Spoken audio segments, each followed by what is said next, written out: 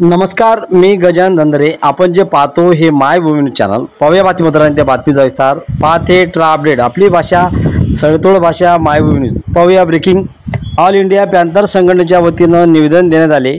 All India panther संघटनेचे ग्रामशाखा अध्यक्ष रामेश्वर वानखेडे यांच्या अध्यक्षस्थानी हे निवेदन देण्यात आले आहे. जळकातील शिवारातील खदान मालकीचे टिप्परमधील रेती, रुडी, गिट्टी यासारख्या वस्तू रस्त्यावर विसर्जन होतात.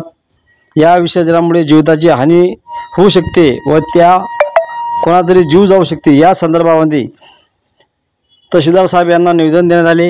याच अनुषंगाने गारगाव ते विजयलक्ष्मी पेट्रोलपर्यंत त्या वाहनातून रोज सकाळी गळती होते व त्या गळतीमुळे मागून आलेले वाहन पळू शकते, कोणाचा तरी जीव जाऊ शकते. एवढं मात्र खरं.